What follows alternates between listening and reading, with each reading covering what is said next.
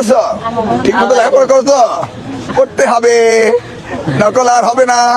নকল ঠেকাতে কি প্রশ্নপত্র হয়েছে ফাঁস? 10 থেকে 12,000 টাকা দিলেই মিলছে এসএসসি পরীক্ষার প্রশ্নপত্র। টেলিগ্রামের মাধ্যমে বিক্রি হয় এসব প্রশ্ন বোর্ড পরীক্ষার সাথে মিলেও যাচ্ছে হুবহু। পরীক্ষার আগের দিন সকালবেলা ওখানে মেসেজ দিয়েছিল, দিয়ে বলেছিল যে আজকে রাত 11টার দিকে এখানে আসলে প্রশ্ন দেওয়া হবে। তো আমি ভাবলাম যে দেখি কি অবস্থা, এটা যদি হয়তো আমি প্রোটেস্ট করতে পারবো। তারপর আমি পরীক্ষা রাতে আবার ঢুকলাম, ঢুকে দেখি প্রশ্ন দেয়নি, বলতেছে যে প্রশ্ন দিতে পারছে না, কোনো একটা হয়তো যান্ত্রিকতার ত্রুটি আছে। তারপর আমি তো আমার মতো পরে পরীক্ষা দিলাম, বাসায় আসলাম। আসার পর যখন আবার আমি টেলিগ্রামে ঢুকে দেখি যে এই কি অবস্থা দেখি, তখন দেখি ওই চ্যানেলে আরেকটা চ্যানেলের লিঙ্ক দেওয়া আছে। তো লিঙ্কে যখন ঢুকে দেখি একটা 3000 সাবস্ক্রাইবার একটা চ্যানেল আছে, যেখানে লেখা আছে সকল বোর্ড 2026। পোস্টের ভিতর ঢুকে দেখি আমাদের প্রশ্নের সাথে হুবহু কমন, একটাও এদিক ওদিক নাই। মাননীয় শিক্ষামন্ত্রী এখনো নকল নিয়ে ব্যস্ত, কিন্তু এটা 2026 সাল। পরীক্ষার হলে গিয়ে জানালা দিয়ে উকি ঝুঁকি, এটা কি একটা শিক্ষামন্ত্রীর কাজ? কি পুরো সিস্টেমকে শক্তিশালী করা আপনার দায়িত্ব?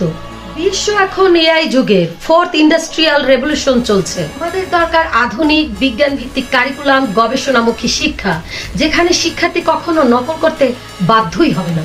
আমরা আশা করি আর কখনো প্রশ্নপত্র ফাঁস হবে না। শিক্ষা ব্যবস্থায় আসবে সত্যিকারের পরিবর্তন, কারণ এই ভবিষ্যৎ কাগজে না, মানুষের জীবনে লেখা হবে।